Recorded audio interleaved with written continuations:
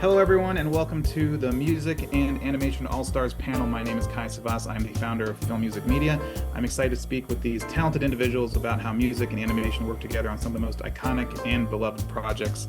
Please join me in welcoming our panelists. So first up, let's welcome Ryan Shore. He is the Emmy and Grammy-nominated composer for Trick or Treat Scooby-Doo and Go Go Corey Carson, as well as numerous animated Star Wars projects. Ryan, so good to see you. Great to see you. Thank you for having me. Next, we have a consulting producer and director for The Simpsons, including the Simpsons movie. Please welcome the legend David Silverman. Hi, how you doing? Hey, David, how's it going? Great. Next, we have a talented picture editor whose work can be seen uplifting Bob's Burgers and Apple TV's Central Park. Please welcome Stephanie Earley. Hey, Stephanie. Hi, Stephanie. Nice to see everyone. Thank you for having me. Yeah, all right. So next we have the founder and CEO of Foundation Media, as well as a producer on the hit animated feature The Bad Guys. Please welcome Patrick Hughes. Hey, Patrick. How's it going? Good. All right. And last but not least, we have a senior producer for franchise production for Lucasfilm and producer on Lego Star Wars Summer Vacation. Please welcome Daniel Cavey. Hey, Daniel. Hi, thanks for having me. Pleasure to be a part of the panel. Absolutely. So thank you so much for joining all of us tonight. Everyone taking the time out. We're all huge fans of music and animation. Myself, I also work at Cartoon Network Studios, so I'm deep rooted in animation every day in my day-to-day job as well. So let's kick off this conversation, I guess, but by describing your role to people who may not know what you do, and tell us what excites you about music and animation. Tell us what inspires you, what gets you excited to go to work every day. And let's Ryan, why don't we start with you? Well, I'm a composer, a songwriter, a music producer, music director, conductor, and I love animation. It just happened to be that when I began my career, the very first films that I scored were animated short films. And when I started my career, I was scoring short films. 3 of them went on to win Student Academy Awards for Best Animation. And that just sort of started all of my love for not only animation, but animators, people who make it. And I got to see how animation is made and how much attention and love and detail and thought goes into animation, that everything that is on the screen is deliberate. It's there for a reason. And I find that incredibly inspiring. So that's sort of my background with animation. And of course it ties in with my own childhood, of growing up watching animation. And so I love one of the things that I really love about animation is that musically it covers everything, every emotion, every style, different instrumentations. And so to me, that really sort of lights me up, to explore all those different things. So those are some of the reasons I love animation. Oh, absolutely.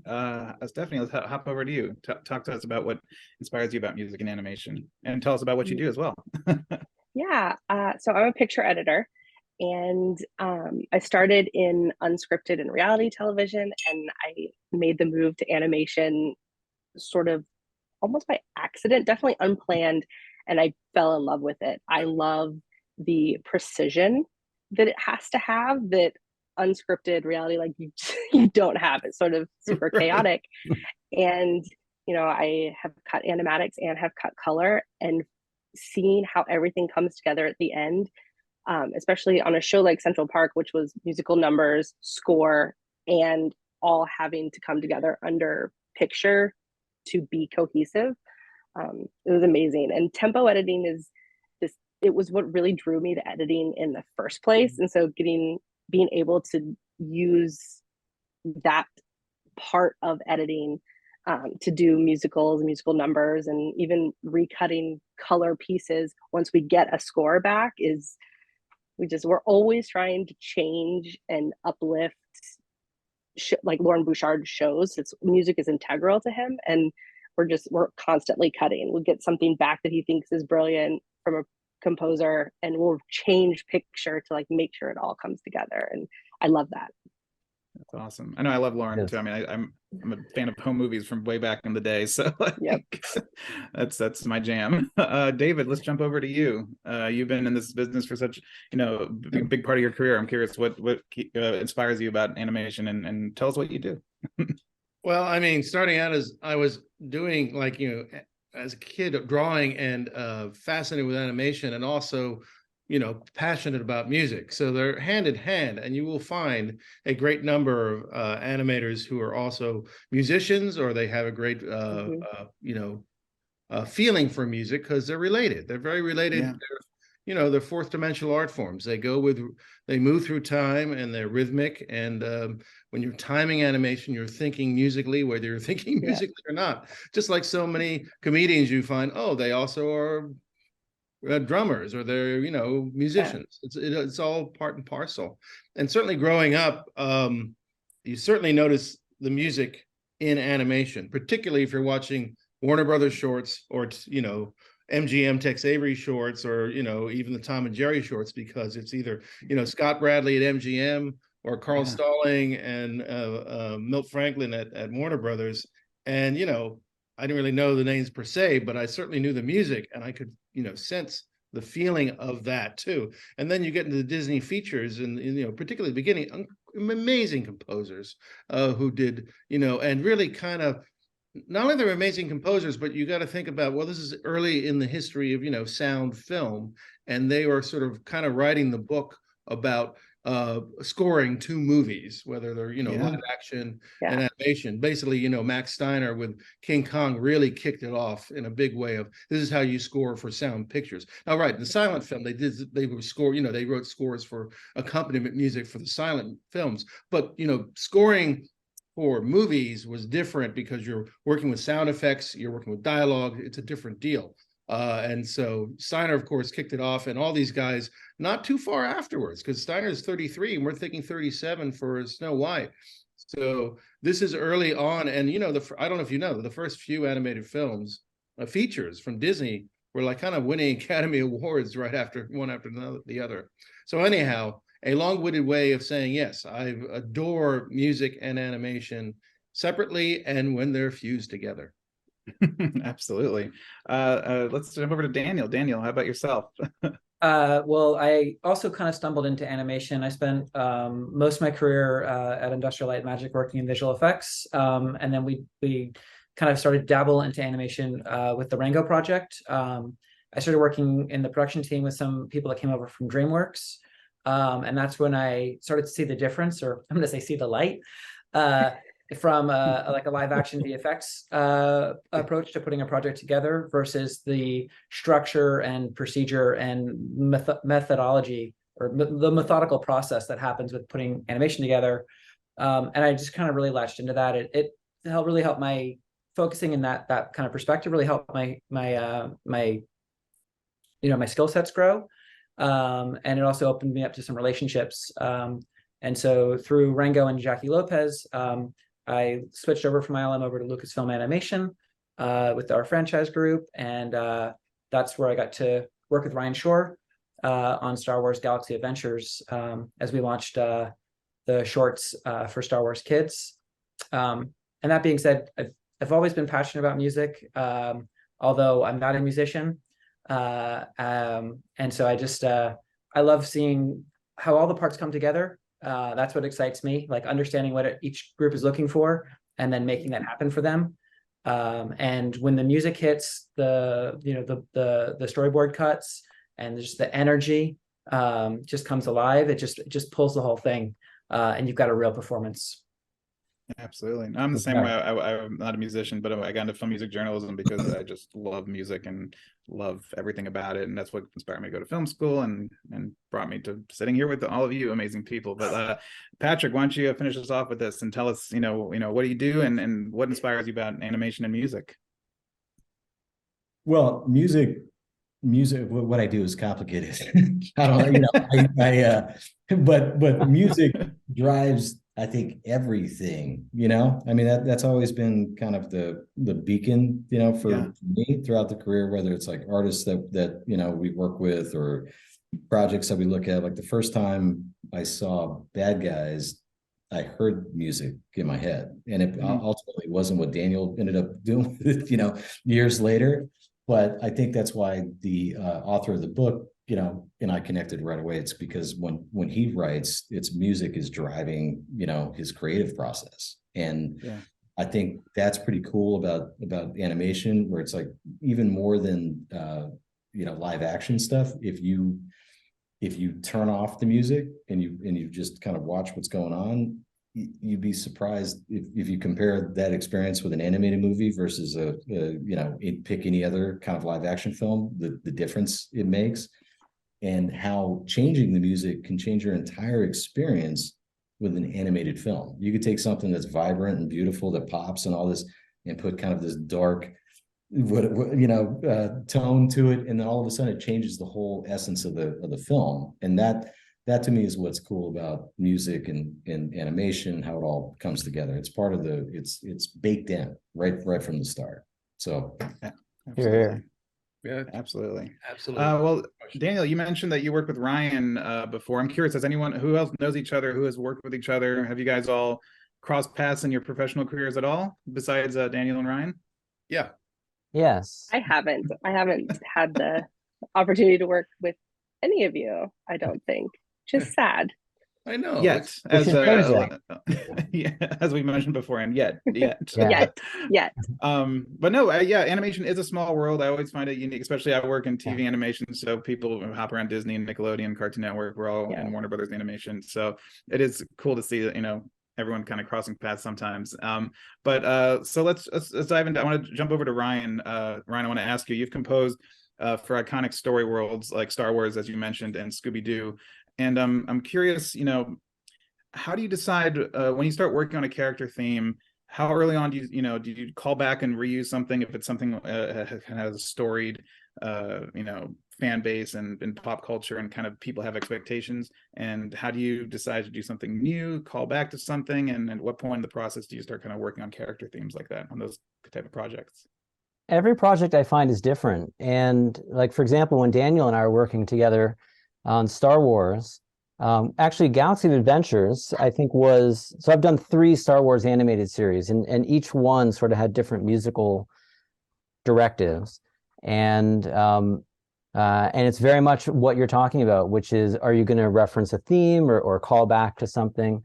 So the first Star Wars, maybe to make the point that how they're all different, the first one was called Star Wars Forces of Destiny. And that one, I was given John Williams themes, but they're with specific direction. Like they would say, it's very important as to where we use these themes.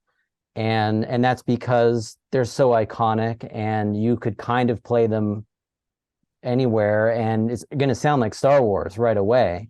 And so that's almost like a cheat. It's like you don't want to just use it because it sounds like Star Wars.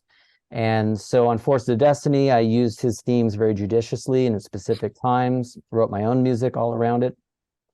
Then when Daniel and I did Galaxy of Adventures, I actually got to use some of John Williams' actual recordings, his actual recordings from the movies, and then my own original music at the same time. So that sort of brought in a different challenge, which is, how do I make new recordings that I make seamlessly sound like they're blended into recordings from the 1970s.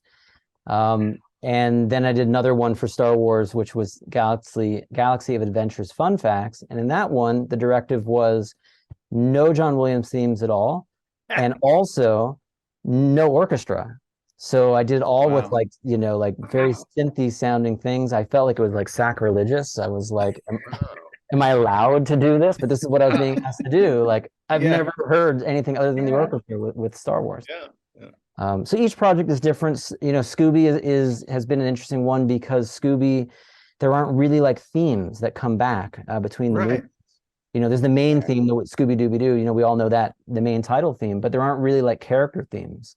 And so every Scooby film I've done has just been a new, you just talk with the filmmakers and talk about what you're going to do and assign themes and work from there. So every project's different.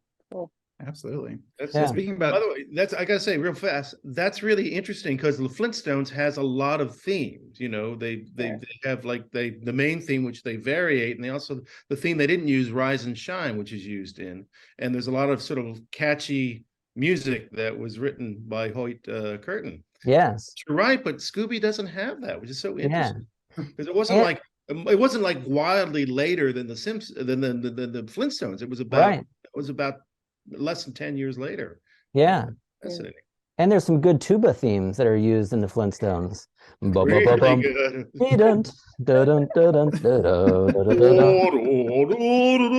Actually, it was really interesting. A very good friend of mine is one of the best tuba players around. Jim Self. Yeah. He has a great suit. You know Jim, and Yeah. he's played with John Williams all the time. By the way, his first big break was playing the tuba in Close Encounters. Right. But oh, wow. Tommy Johnson, who was the lead guy, couldn't make that particular session. Anyhow, it kind of got him like really in John's radar. Anyhow, he has a collection of tubas, including the tuba that was used, and I forget the player's name. Forgive me. On those sessions with Whoa. Hank Barbera. This is the Flintstone tuba. It's like, That's so cool. I'm pretty sure that tuba thing was referenced, and I think Family Guy did a throwaway bit, like a sight gag, It's where the they best. just I literally love that. just did that. Yeah. Walking with the Following a repeating fat guy with a background. tuba.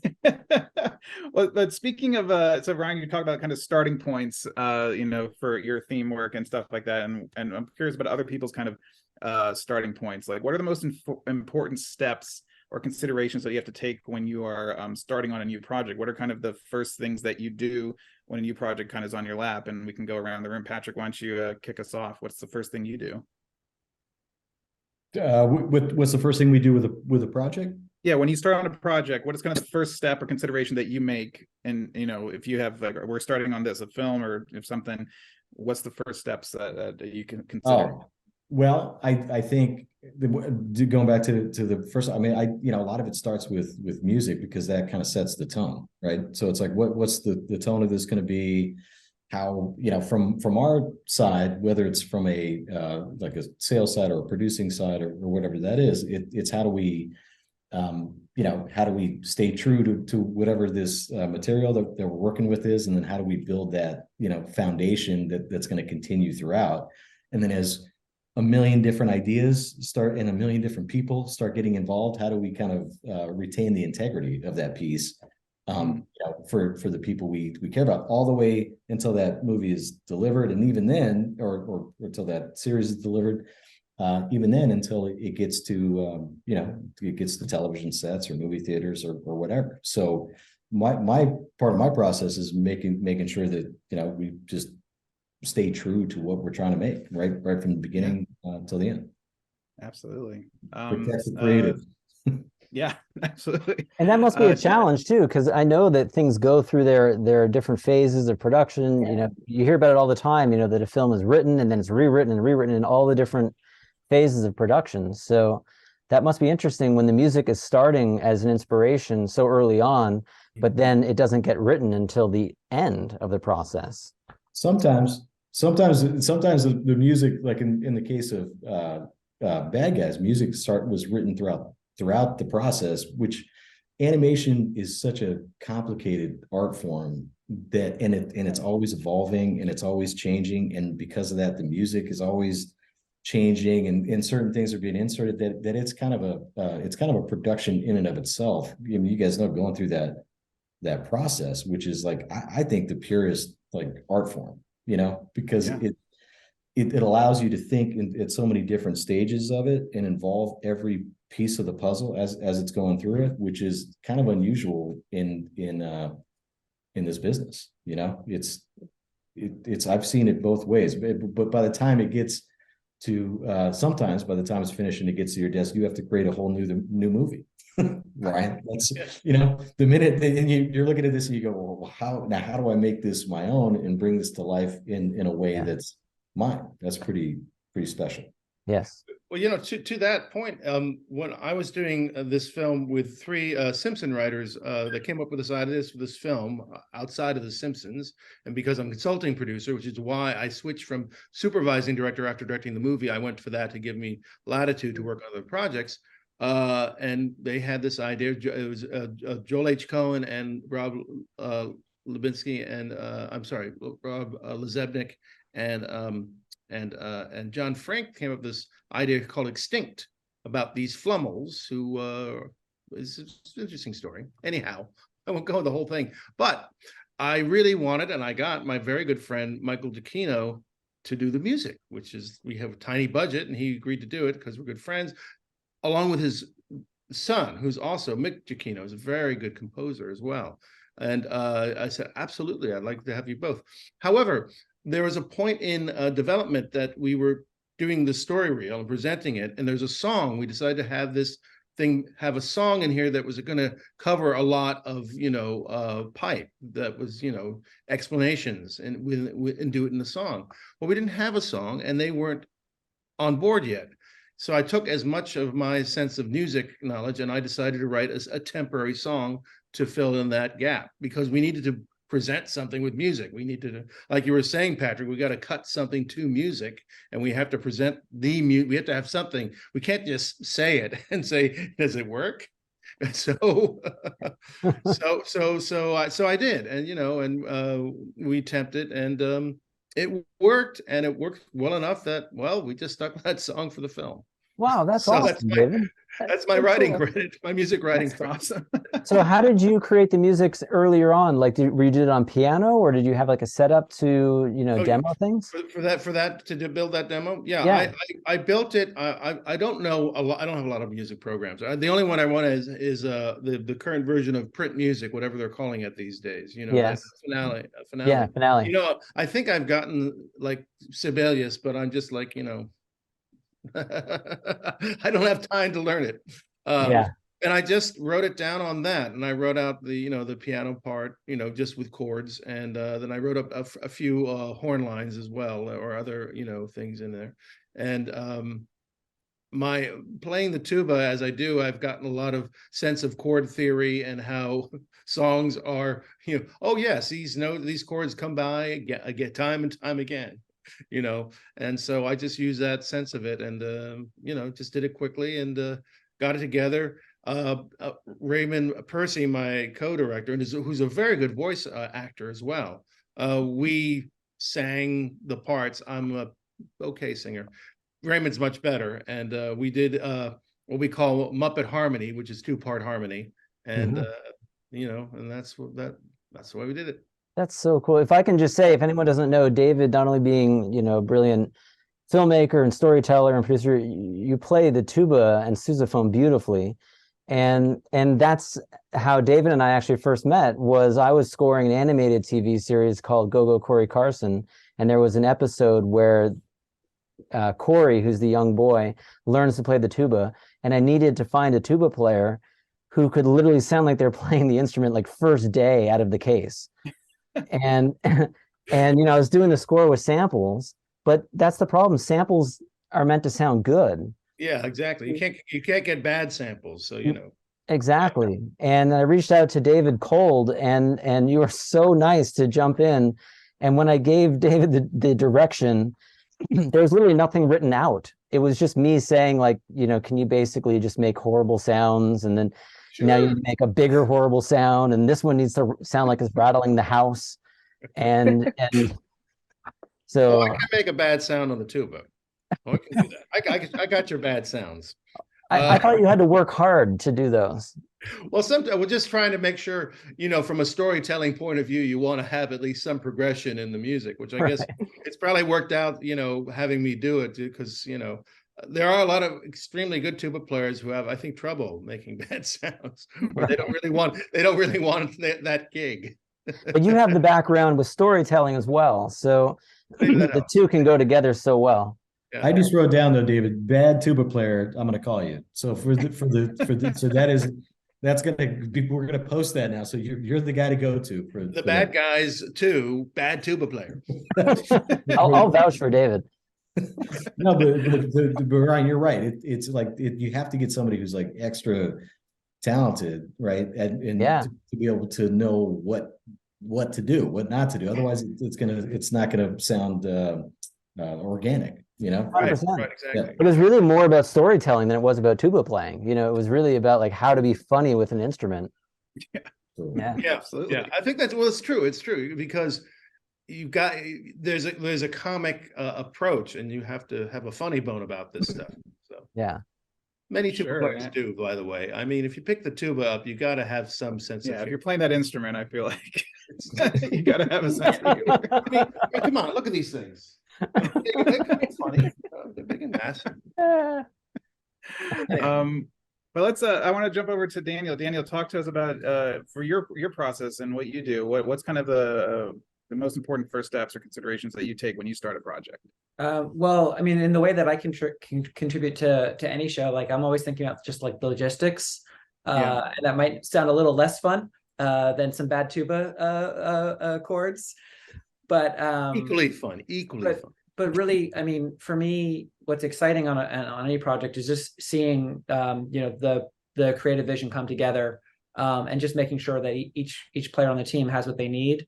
And what I've been doing kind of conventionally for a while is trying to get the composer involved, as early as possible. Sharing, boardomatic cuts and stuff like that before they're going into layout, just to like let them start like ruminating, on what it might be. And then normally, kind of sharing like some like early work in progress animation.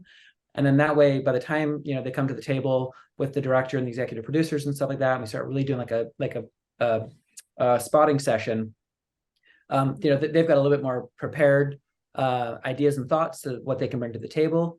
And then that kind of like in my mind, it maximizes the time they can have to actually, do their part and set them up for success. Ryan, I think I put you through some pretty tight deadlines previously, but these things happen. That's the norm. Tight deadlines are the norm. But I was going to say, most recently on the Lego Star Wars Summer Vacation project, we actually had 2 songs that were in scene, in universe songs, which was super fun for all of us on the Lucasfilm side to get to dabble in that area. And so in that instance, the lyrics were written with the script, and some early music was put together before any of the storyboards or animation work came together. And then actually, kind of like what Patrick, I think, maybe experiences, we were shaping the music to fit, we were shaping the boards, to fit into the music. So it was a little bit backwards. But then by the time we got around to doing our voice records and having our actors also sing, which James Arnold Taylor was very generous about to sing for Obi-Wan. It was just setting the team up for success. But sorry, I lost my train of thought a little bit. It's in that case, it was completely working backwards. So like, why have like, this is the way we do it, and it was like, well, that's not going to work. So let's throw that out, and we're going to come at it from a totally different angle. I love that, Daniel. The fact that you think of bringing music in early, because I know you and I have chatted about that, about that process. And I think that's really, as a composer, I thank you, because it's very often that a composer, not always, sometimes composers are brought in earlier, but it's not uncommon for a composer to be brought in sort of towards the end of a process. And there's a lot of catch up that a composer is doing.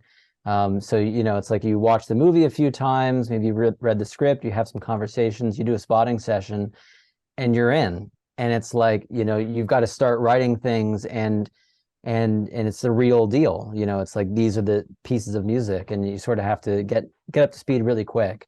So I love that, when a composer can be brought on early, because even if they're not composing anything, just to know the project exists and kind of think about it and gestate on it and dream about it, it's helpful.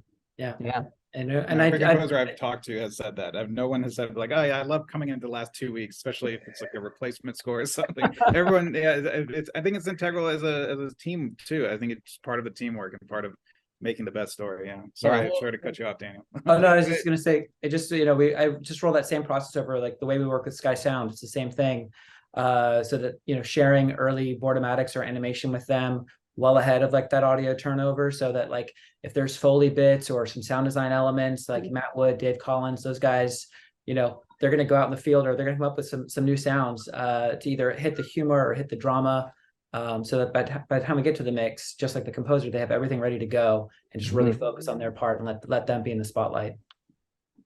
On Central Park, since music was written with the script and it's, you know, in universe musical numbers, there were up to 6 per 28-minute episode. It was sometimes super intense, but Lauren and Nora and Janelle, our EPs, didn't really know what they were getting into from the beginning.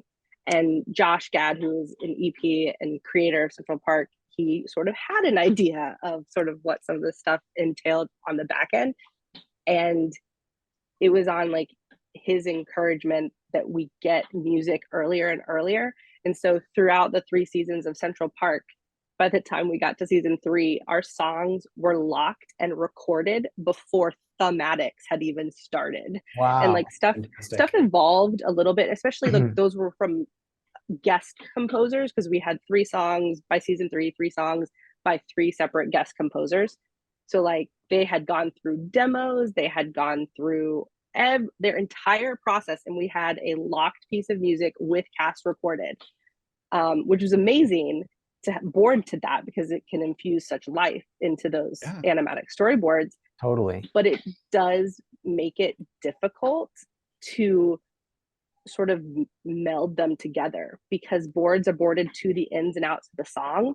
And as I'm putting them together, editing the animatics, we're wanting music to start to swell and have a ramp, or, you know, sting out or fade out, all of these things that are connective tissue between the whole thing. And so by season 3, we were having a music department temp score it and add these vamps and add these things. So we had all of these musical elements before we even shipped overseas. Right. Wow. Yeah. We do so many songs on The Simpsons, you know, a lot of musical numbers. And yes, we always get a you know, temp track first with a, you know, the piano or some sort of, and also with a click track as well. Yeah.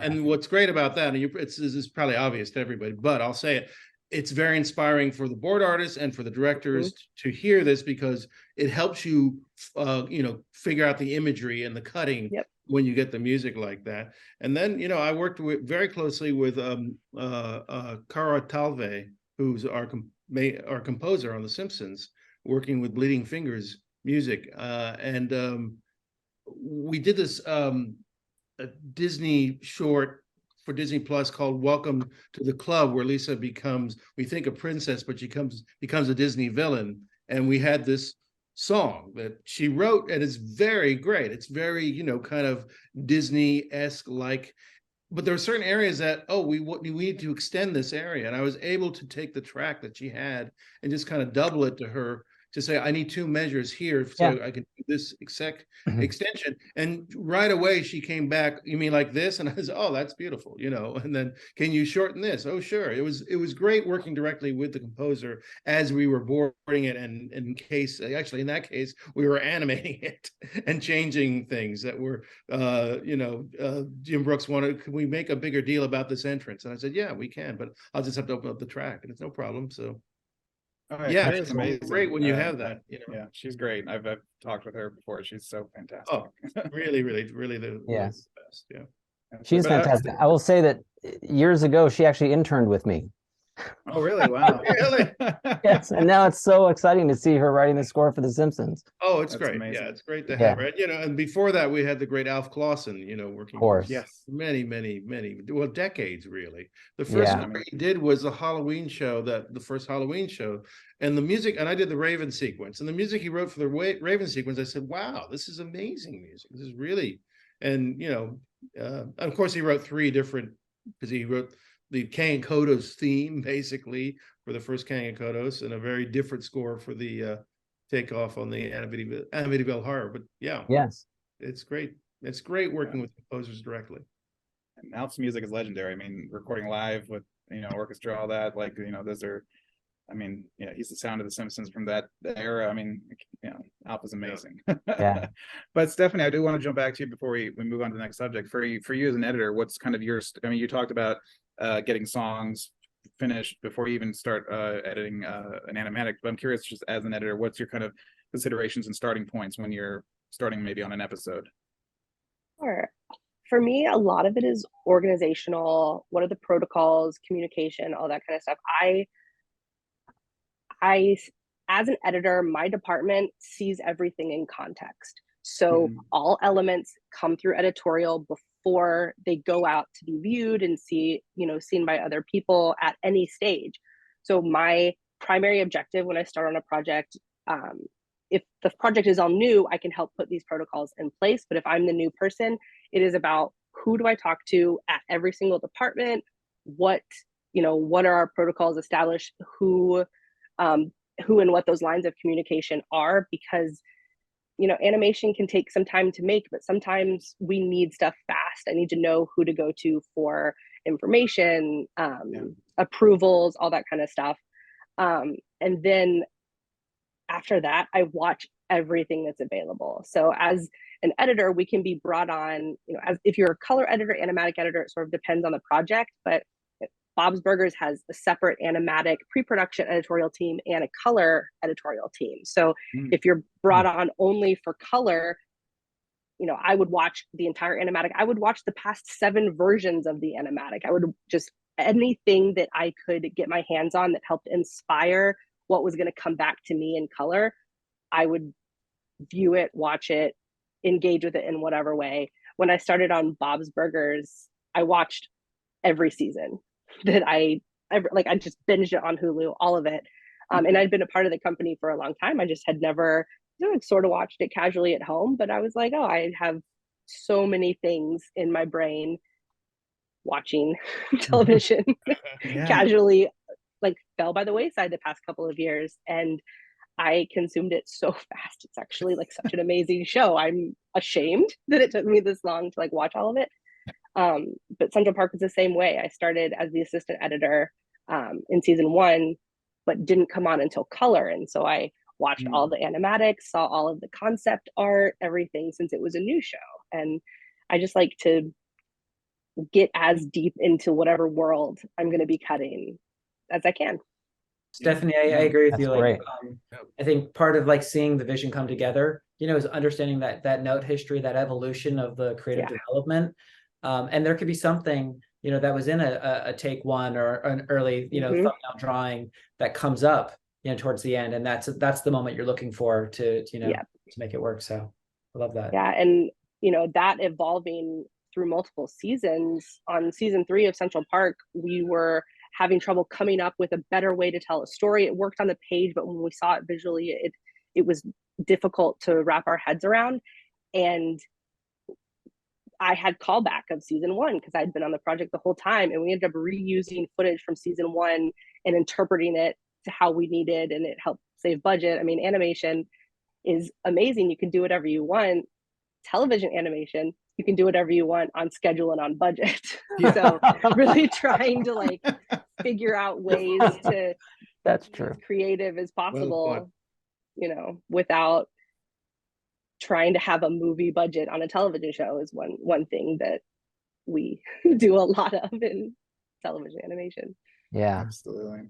Well, I want to jump over to David. David, you've worked on The Simpsons, which is such an iconic show that has lasted from decade to decade. Multiple generations of people have grown up with it. I grew up with it, and now it's still. And you just got a 2-season pickup. So congratulations, guys. Keep the train going. So I'm curious, from your perspective, how has it been able to appeal to audiences for this long? Has the show remained at the core the same throughout these decades, or has it evolved with time to appeal to new people? And what is the kind of the appeal of The Simpsons, and how has it lasted, I guess, this long? It astonishes us too, and the universal appeal just really is amazing. But I think there's a couple of factors, at least 2 I can think of. One is the characters themselves are extremely generous characters to write stories for. Homer is a really interesting, multifaceted character. And also it's to the performers too. Dan's performance is of Homer are really great, and they're all great. You know, Harry Shearer and Hank Azaria and Julie Kavner and Nancy Cartwright, Charlie Smith, Tress MacNeille, sort of a core. You know, they're just great, and they all come up with great characters. There's something about Homer at the center that really grabs you, and I think it's testament to the development of the character and also the talents of Dan. You know, doing that voice. The other thing. And all the characters kind of give you a lot of variety and things you can concoct and different stories you can tell. The other thing too is at the end of the day, a lot of our humor takes its page from, like, you know, topical issues, and we don't get so political. We don't really go to politics too much because that dates very badly. Political humor has very short shelf life, but themes, you know, don't go away. You know, like that's why in the Simpson movie, well, pollution ain't going away ever. So that's easy enough to have as a theme. But, you know, various themes don't go away. And also, well, because, you know, we are kind of using a popular culture and current popular culture, we always have something going on currently. And there's always something stupid going on. And we thrive from the stupidity, and there's plenty of that. As Frank Zappa once said, hydrogen is not the most abundant element of the universe, it's stupidity. So we've got a lot of it, and there's plenty of things to make fun of on all corners. David, how do you feel for The Simpsons, the fact that the core family, they don't age, you know, like they're all still the same ages they've always been for the entire run of the series.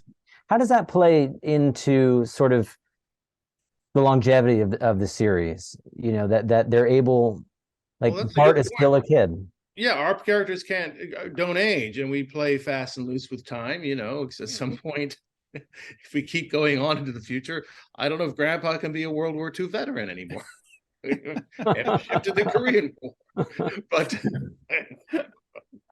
but or we stop telling those stories. But, you know, it's a great blessing that they, you know, well, animation characters don't age, do they? You know, how old is Bugs Bunny? Been around since 1940. So, you know, there's Bugs Bunny. There he is now on my wall right there. Actually, there was a great book when he turned, I think, was it his 50th anniversary? There was a book written by Joe Addison, and I think it was called, you know, it's like 50 years and only one gray hair, which was pretty brilliant. Good title. But yeah, it's really kind of exciting. And, you know, we assumed we would get a pickup, but we didn't know, because, you know, the landscape of network television has been changing.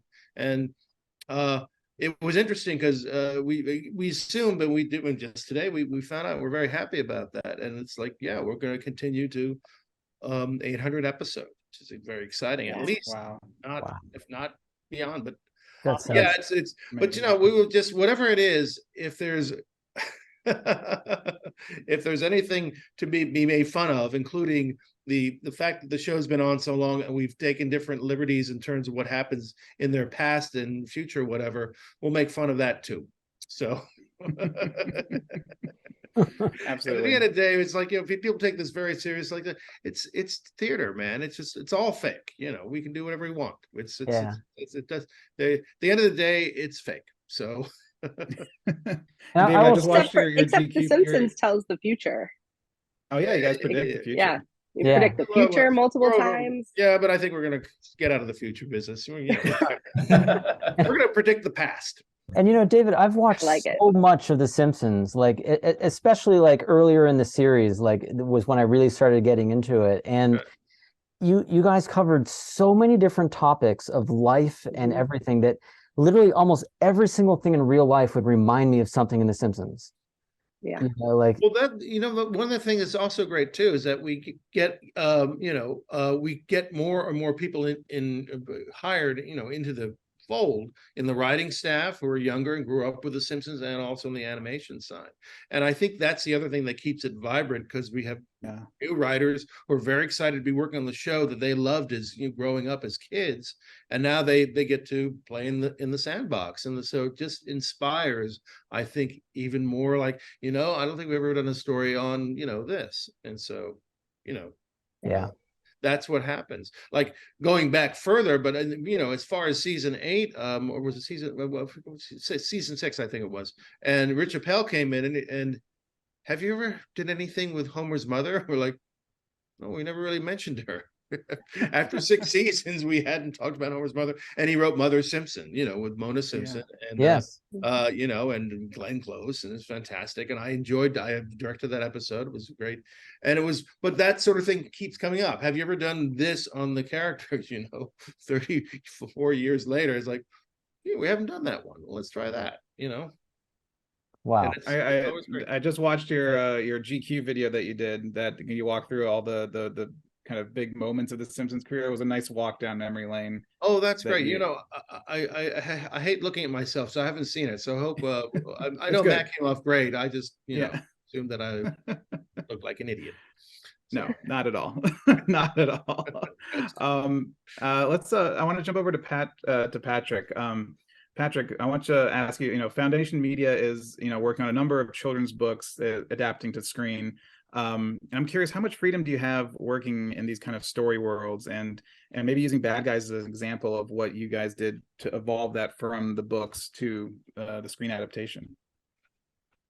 Well, I think it depends on the project, you know. So I think in the case of the Bad Guys, you want to stay true to the world because the world is so established, and from the time that we set Bad Guys up, I mean, keep in mind it's been through a lot of different you know, a lot of different versions of a place. I'm trying to figure out the right way to say this. You know, it was a 5-year process, so there was a lot changes that happened. But I think what the consistent, you know, thing was staying true to what this audience was. So you had a book that had sold, you know, X amount of copies that ended up selling millions and millions over the course of the time that this movie was being made. So I think the team and Pierre and all the guys did a great job at staying true to this kind of world that Aaron created, but then expanding it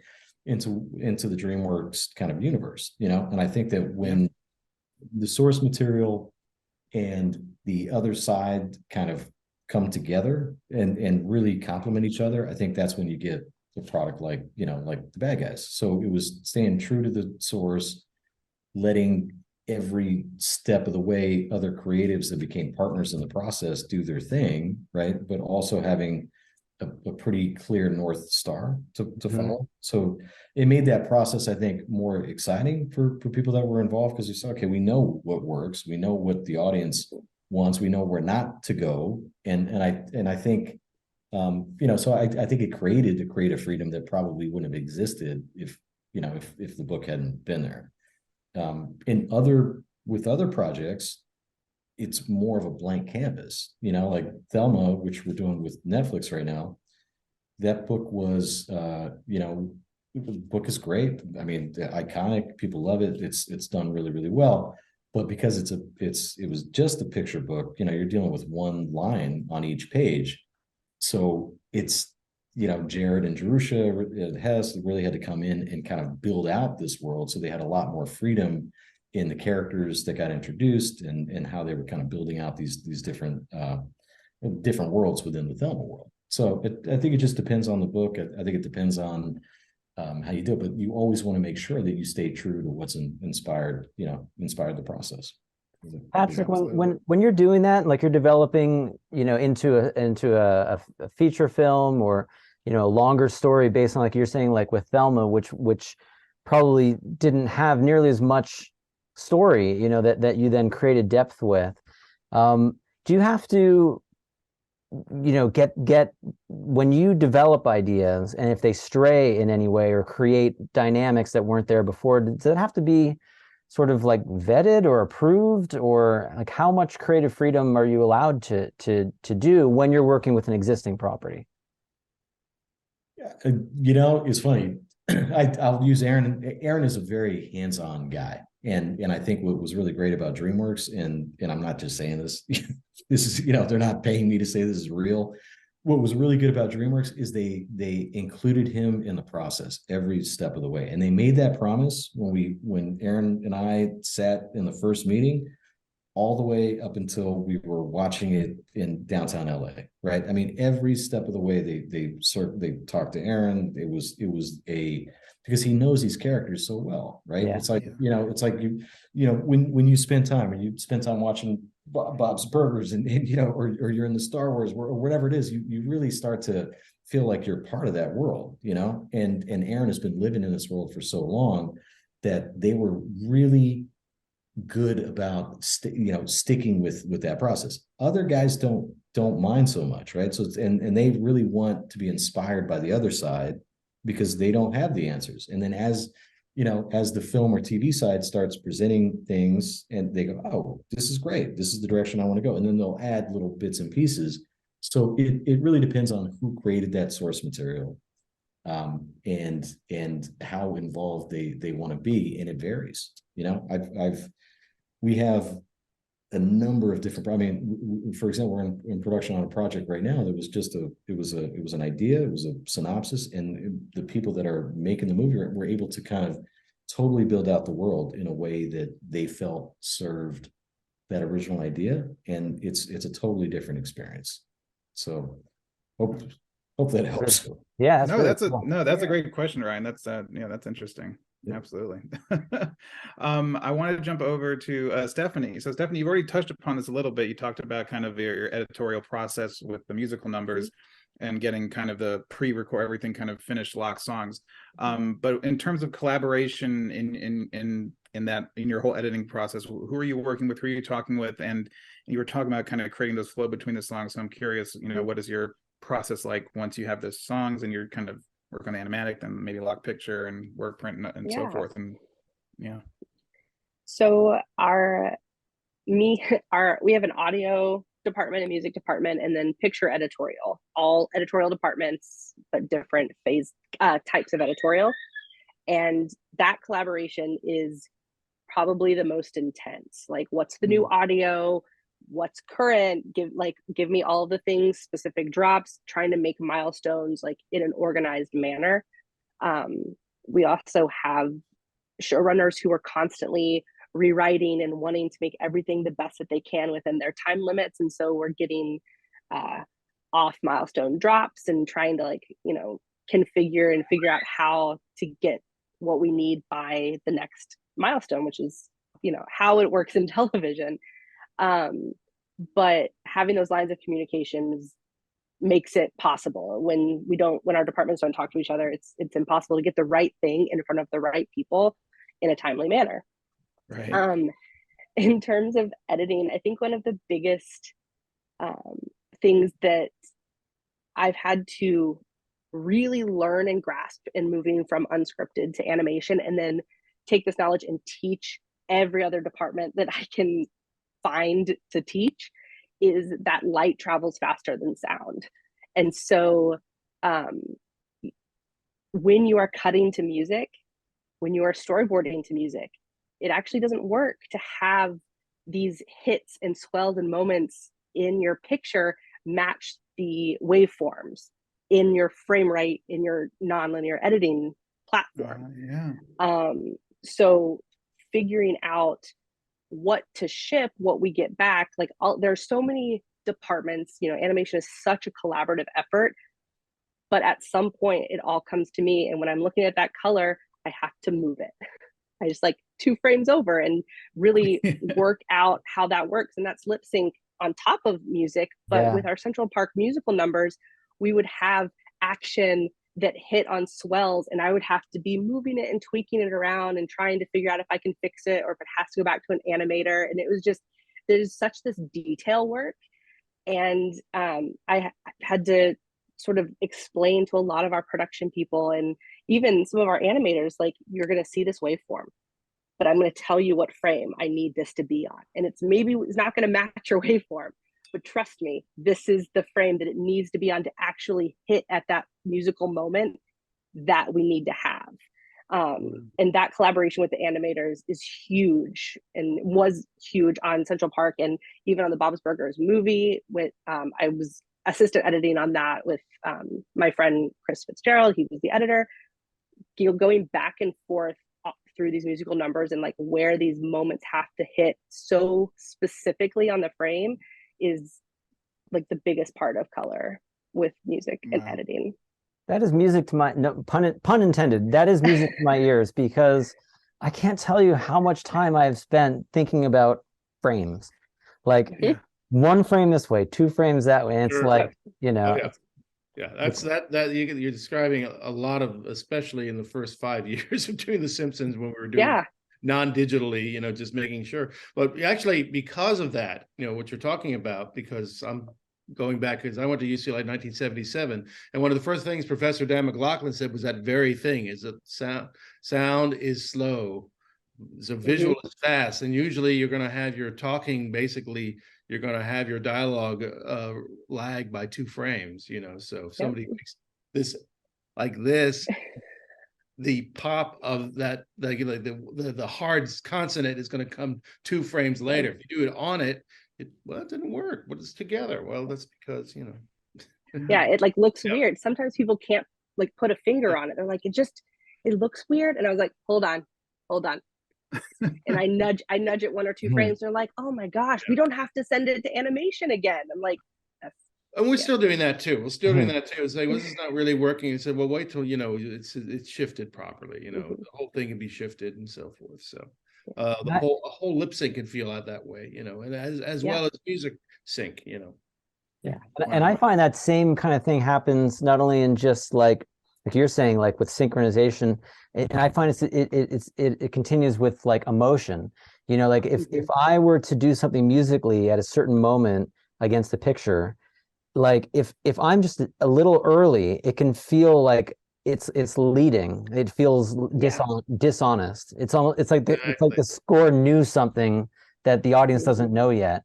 So I feel like it usually there's more room to go after something happens. You know, you can have something happen visually and let that sit with people for a moment, and then you can comment on that musically, you know, naturally after that, but usually not before.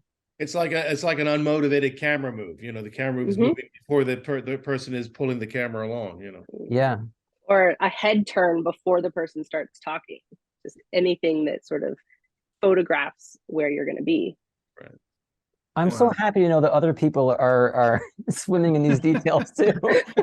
This makes me feel all warm inside. These are some of the most important details, and yeah, David, like you have to have the kind of personality to embrace the obsession with some of these you know, little micro adjustments. Oh yeah. But it's a world of difference that a frame can make when something's just feeling a little bit off, and that's needs that 2 frame slip or a partial frame.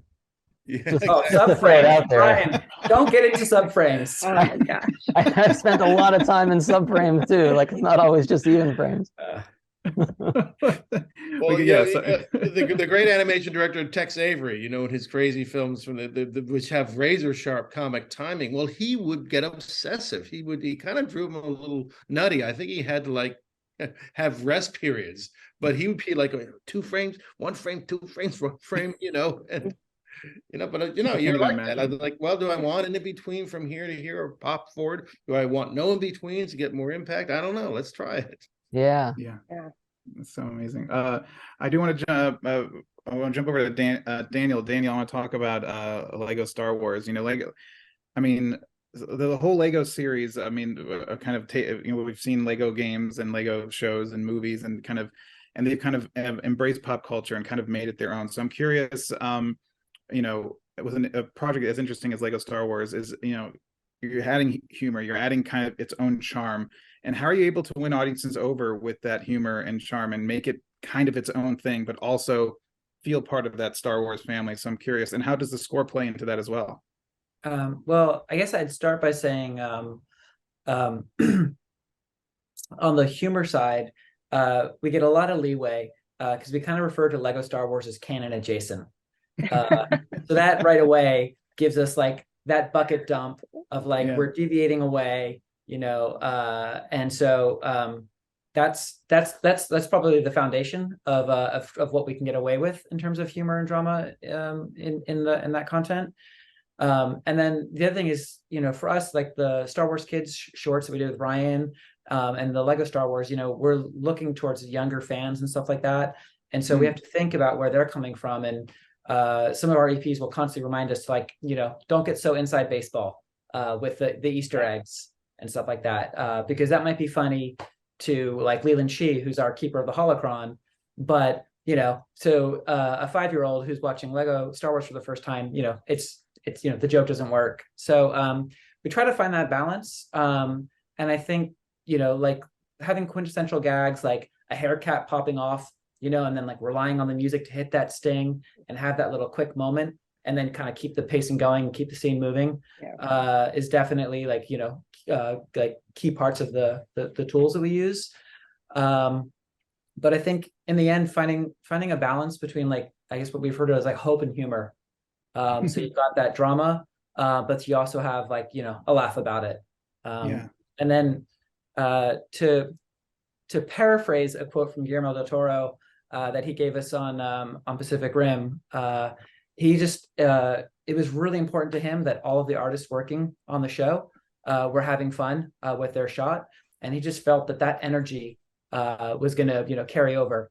And I think that was wise advice and very true. And hopefully people feel that in the projects that we do, because at the end of the day, it's the enthusiasm that our team brings to hopefully let people have fun. So. Yeah, absolutely.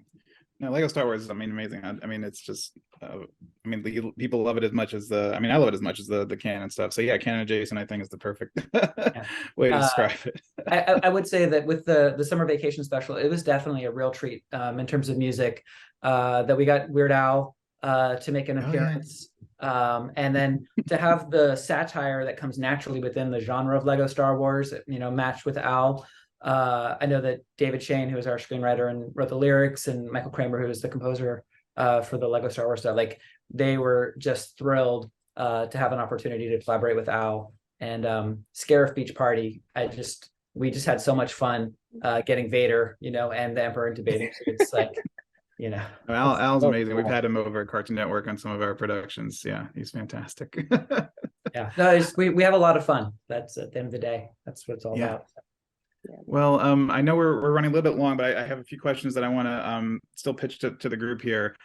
So I want to and some of the questions that I wanted to ask you, we've covered a lot. We've covered so much, and this is so amazing. But I want to just pitch this to everyone. You can jump in, whoever has an answer. I'm wondering if anyone has like an aha moment where you figured out something for a project during production or post-production. If it was with music, with the animation, if there was just like something. You guys were talking about moving kind of frames, and you're going, aha, that's what did it. Was there any aha moments anywhere during any of your careers where you're just like something that just clicks and the light has shown through and everything kind of comes together? Is there anything like that? Actually, I do have one, and it is kind of related to music, and it wasn't so much, I guess I was part of maybe a catalyst of it. When I was pitching the title sequence, very beginning, 1989, I guess it was around May or something like that, the opening title sequence, Sam Simon and Matt Groening and I they were providing me with the jokes that were going to be, for the characters in the opening title sequence. And I realized, because of the way the Tracy Ullman show was, Lisa's character was not developed. So we didn't really have a gag for Lisa. The Lisa that you know of did not exist in the shorts. She basically was smart but bratty as Bart, and always had the upper hand on Bart. That was sort of the way. So there was nothing specific about her. So I threw in basically just to hang a light on it, a gag that I knew was not going to work, but just something that we would work with, just to point that out. I pitched the whole thing, and then I don't know if they brought it up or I brought it up. We don't think for Lisa. And, I was young and green and, not quite as enthusiastic as I am now. I was a little more reserved. But anyhow, but I did pitch out to the group. This is like with Jim Brooks and, Matt Groening and Sam Simon and all the writers of the first season. and I'm pitching it and everybody else there. And I said, well, what if she plays in the band? And what if she plays the tuba? And, just get the ball rolling. And I tell you, Jim Brooks said it this quickly. He said, well, I don't know about the tuba, but what if she played the baritone saxophone? What if she played it really well? That could be her character. She could be the genius kid of the family that nobody appreciates. Boom. Aha. Wow. And later that day, apparently, or maybe the next day, they started writing Moaning Lisa, where Lisa gets the blues and we meet Bleeding Gums Murphy. Oh, wow. Great Awesome. episode. Amazing. Right. Moment. Yeah. And Was you it true realize that Danny Elfman wrote the theme like on a napkin? I heard that story that he just like doodled the theme. I don't know, possibly, but I don't really know. It's the what's it called? I'm blanking out. It's a something scale. The Lydian scale. Lydian scale. Yes, Scale. Lydian scale, sharp 4, right? Yes. Yeah. Exactly. I don't know where that's Yeah. where it's in my head. I heard it or read it somewhere, or maybe he said it somewhere. He's like, oh, I just did that on a napkin, like at lunch or something. Or I'm just like, I don't know if it was just bragging or I think joke. that's the echo to the Jetson theme that people hear in it, because the Jetsons Right. theme is also Meet George Jetson. You got the Lydian scale going there too. Yeah. Dun, dun, dun, dun, dun, dun. Yeah. But All right. they have a DNA connection, but it's not people. It's maybe inspired, but it's not. It's its own thing. Come on. Yeah, no, it is. Yes. Is there any other aha moments that anybody have anything that they wanted to add? So we had it was like a problem, and I helped with the solution. It's sort of an aha moment, but it's something I'm really proud of. We were going to do an instrumental piece at the very beginning of one of our episodes, and it was going to be a full sequence, all instrumental, telling the story of this hot dog vendor through the years. And they could not figure out tonally what they wanted the music to be. He's Puerto Rican, so they wanted sort of a Puerto Rican flair, but they couldn't really like figure out what the piece of music was going to be. So they're like, okay, I guess we have to ship it without music. So like, okay, so like Stephanie, you and Mario, can you guys like work out what shots we think maybe we should use? And I was like, yes, let's just imagine a piece of music and get some shots lined up for animatic telling this story, and like fingers crossed, hope for the best. So we did that. We sort of like bloated it out a little bit to make sure we had enough frames, because exactly after they told us that we were shipping without music, they said we are also not going to be able to do any retakes on this, so you have to like use frames available.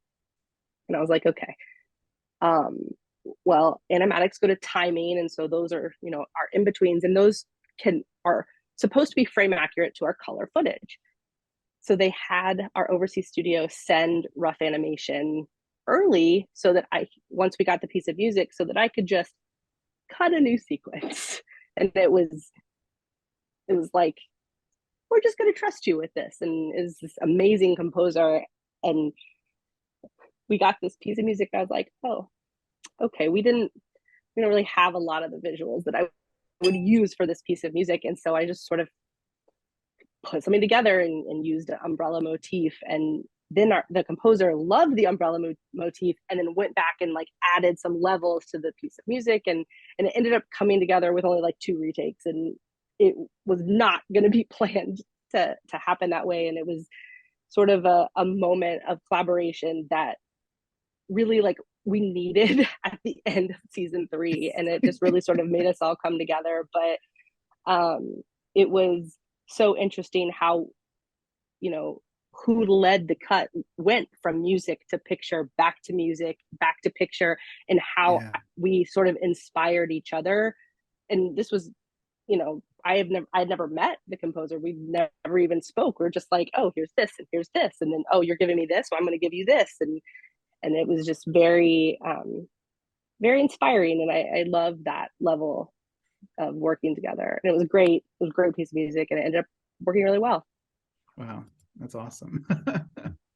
Well, I want to go around as we kind of wind down a little bit, and maybe just talk about everyone's favorite animated scores or animated musical moments? Is there anything that pops into your head, whether it's something you grew up with, something that you watched recently, whether it's a moment or a song? It can be a piece of score, it can be a song, or anything that really pops in your head. For me, maybe it's cheating a little bit, but Fantasia for me, Sorcerer's Apprentice was always like, that was the first movie that my mom told me that I watched as a little child, and I'm sure that imprinted something in my brain, and that's why I fell in love with sound and images. But for me, Land Before Time was another big influential thing for me, with James Horner's score, and I mean, that and Littlefoot's mother scene of that wrecked me as a child and still wrecks me as an adult. So, but we'll go around. Let's start.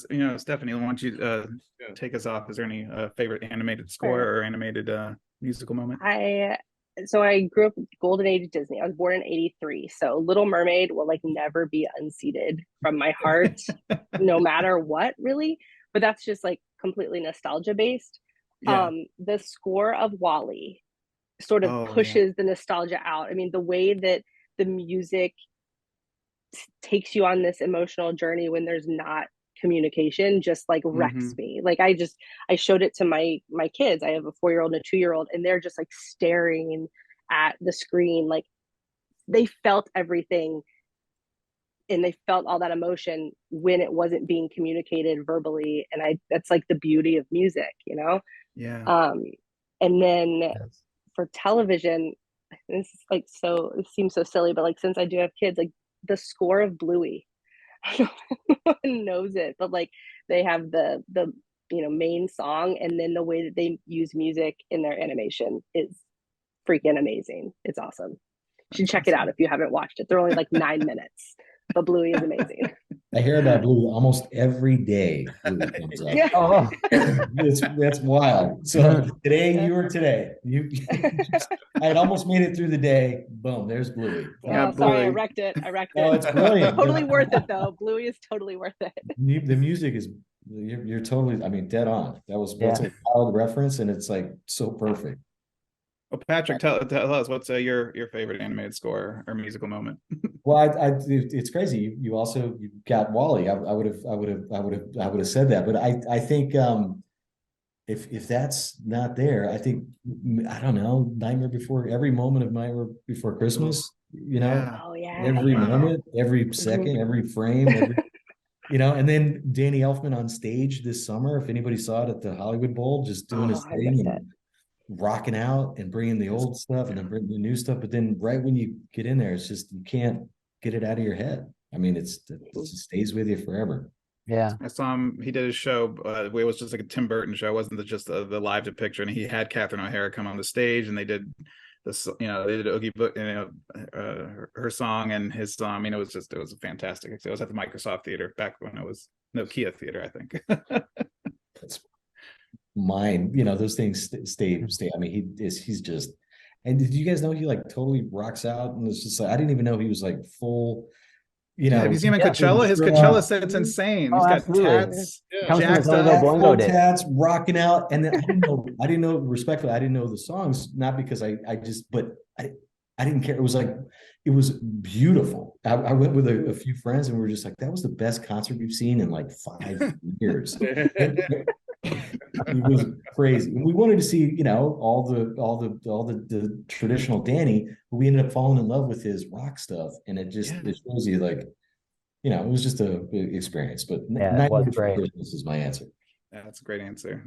Daniel, how about yourself? What's in your mind? I feel like it'll come across like I'm jumping on the bandwagon, but I'm with Stephanie in the sense of nostalgia. I was born in 75, but definitely The Little Mermaid is definitely one, and Under the Sea. Ironically, in high school drama class, one of the exercises we had to do was sing a cappella in front of the class. And one of my good friends, I picked a Dead Kennedy song that I was going to do lounge style. And I thought that was a good, sorry, Suicidal Tendencies, not Dead, not DK. I thought that was a safe, cool bet. And my friend Ian turns to me and he's like, "Oh, I'm doing Under the Sea." And I was like, "You are brave, brother." But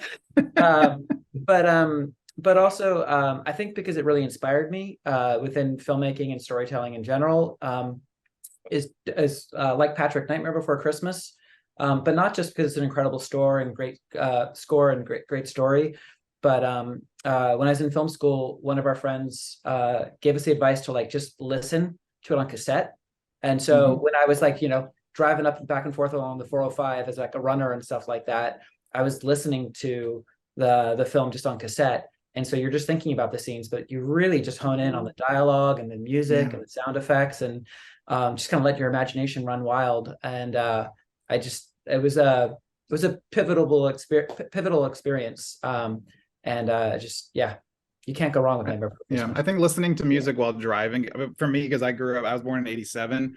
And so I grew up with my Walkman being in the back seat of my parents' car and just looking out the window while music is playing. And my dad, his friend had a record store in DC, and he would always bring home the sample tapes and stuff that, they were to carry the stuff in the store. So I would just listen to all the soundtracks. So I was loving movies, and that's how you just build scenes and your imagination runs wild. And I do it as an adult, and I'm just zoning out driving.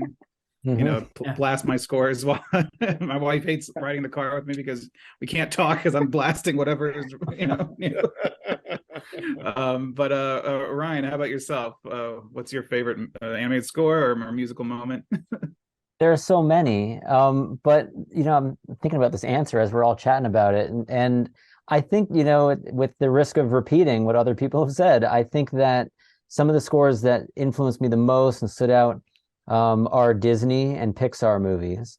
And it's probably also because like Pixar was kind of coming of age at the time that I was starting to get into film scoring. So when I was studying film scoring in college, I went to Berklee College of Music, and that's when I really started like really listening to scores and paying attention to them. And that's when Randy Newman's writing all this amazing music for like Toy Story and Bug's Life, and of course all the Alan Menken movies, with Disney, and how beautifully all the scores and songs worked with each other.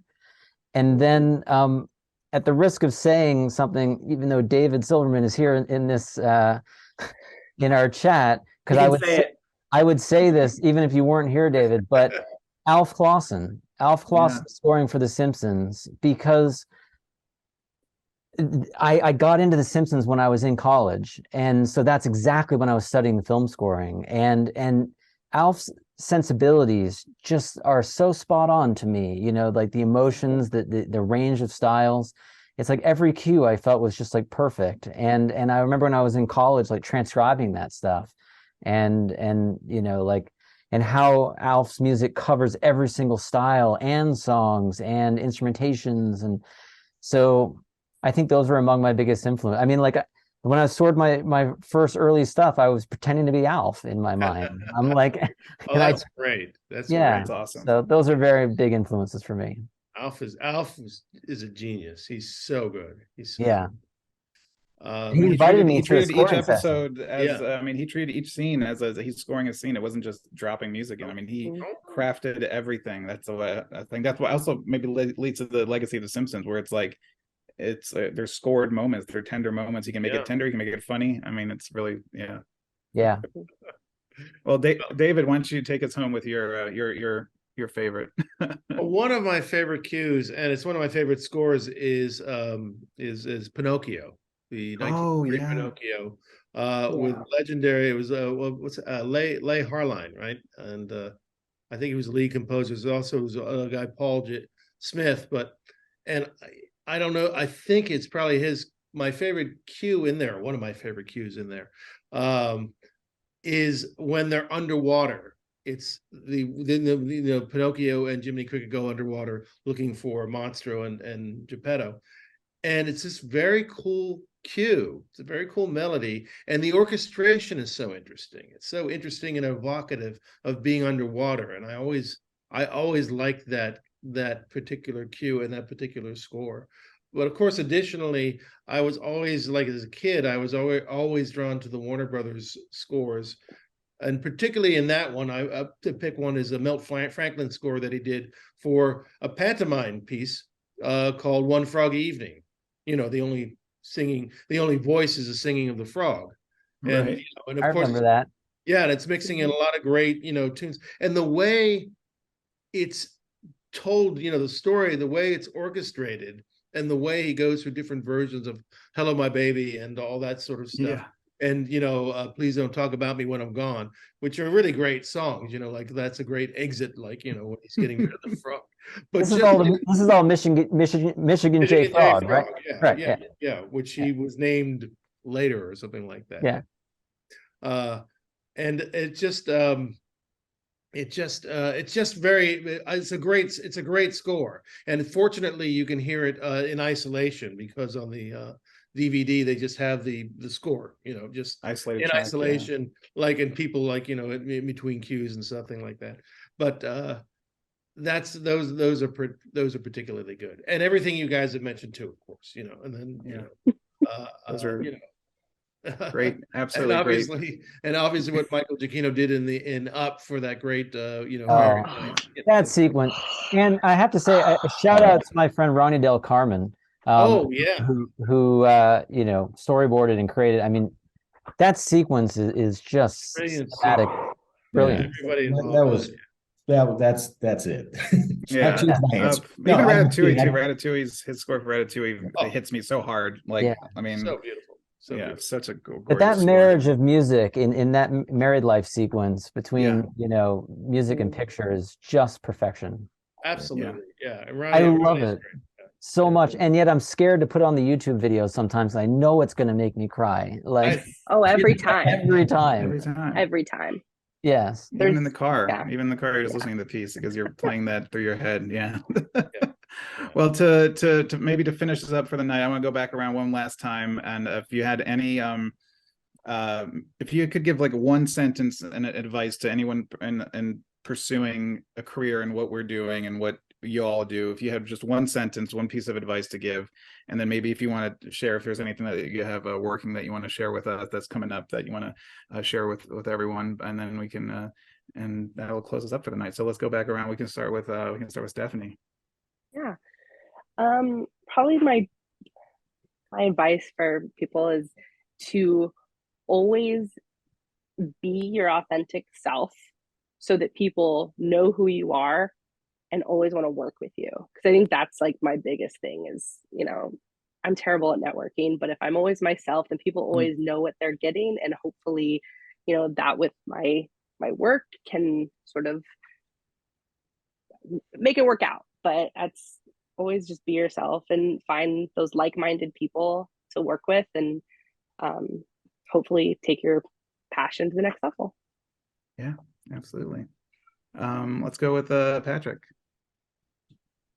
This is a tough one because I have a lot of, because I want people to be successful, right? And I think what you just said was absolutely key, right? Because it all starts there, and then I think it's study.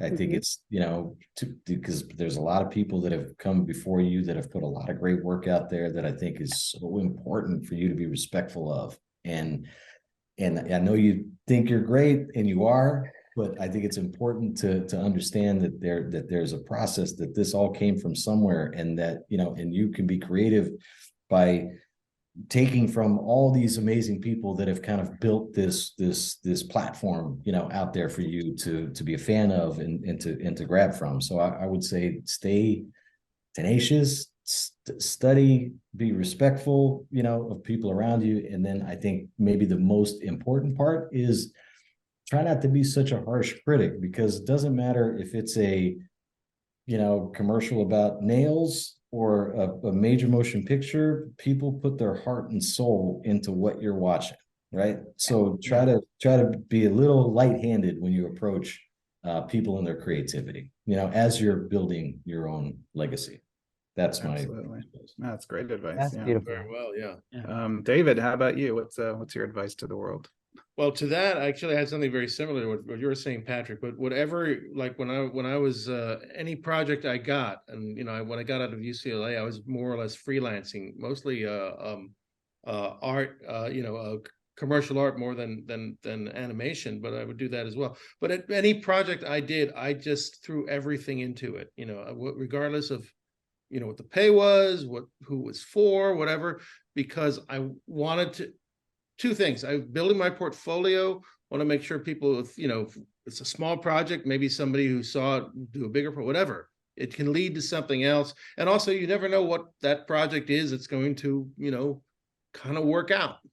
And by the way, that was the same thing I did on The Simpsons on the Tracy Ullman show. Both Wes Archer and I, we just worked, we were paid for like ostensibly to work 40 hours, and we worked 80 hours. Why? Because we were like, this is our animation being shown on TV, and it would be great for our portfolio, if nothing else. We didn't know where it's going to go, but if nothing else, we knew this would be a great thing. This would be good for our portfolio, and it might work out in some way. So yeah, here. Absolutely. That's absolutely. Daniel, how about you? Yeah, What's I your mean, advice? I completely concur with the culmination of everything that people are saying, that be respectful is the most important thing of everyone above and below you. It really rubs me the wrong way when anyone comes in with an air of superiority for whatever reason. In fact, just today we were interviewing a PA, and another producer and I were saying that, if you're covering a meeting and making sure the notes are being covered, I'll go to Starbucks and get you the lattes. Like, if that's the most important thing we can do, like, there's no one's above anything. Yeah. But the other side of that is that you don't know anyone in the room at any time. Could be that next opportunity or person you're working for or something like that. You just don't know where creative collaborations and relationships are going to go. And then to David's point about, working, 40, 50, 60, 70 hours, you want to enjoy spending time with people, beyond just the project. Projects come and go, but for me, and at least working at Lucasfilm, it's the people are the most important part. Yeah. It's people I want to spend time with. And if you have that, then you've got a great attitude, you've got a great collaboration, you've got great communication, and the best ideas are coming forward. No, absolutely. Very well said. Yeah. Yeah. Ryan, how about you take us home? What's your advice? Oh, a lot of pressure. I wholeheartedly agree with everything that everyone has so eloquently said. I mean, it's spot on for everything. When a lot of times when people have asked me for advice, I'm always thinking about, things like, learn your craft and sort of like a lot of the important things about how to do what we do. But at the end of the day, I think it's really important. And I should say before I say this last part, which is say yes to everything. I know I did. And I just like, Daniel saying, you never know where an opportunity might come. But I think the thing that I like to remember is that once you've learned, skills and craft and things, it's really important to enjoy what we're doing. And it almost reminds me of something that I remember, I've heard Miles Davis say, which is like, you learn all of this language and vocabulary, and you learn, all those things, but at the end of the day, you kind of turn that all off and you just play. And I think it's the same thing, in what we do. It's like there's all this mechanics to it, and skill and craft and technique and stuff. But at the end of the day, what really resonates with people is when honesty comes through, and authenticity and enjoyment, and I think all of that will permeate through what we're all creating. And so it's something I think that I always try and keep in mind. Yeah. Absolutely. Right. Well said. Well, I mean, thank you to everyone here. I mean, what a amazing conference. For me, this has been actually just one of the most amazing, hour and a half that we spent, at Cartoon Network Studios. We've been going through a lot of changes, and as an industry, we've been going through a lot of changes. Animation itself is just, it's a tough spot for a lot of people. And just to talk shop and talk about inspiration like this was so inspiring. So I just want to thank, David, Daniel, Ryan, Stephanie, Patrick. Thank you so much for all your insight and all your expertise and all your passion and inspiration. Thank you to Impact 24, of course, for helping put this panel together and bringing us all together. And yeah, thank you so much for joining us tonight, everyone. Thank you.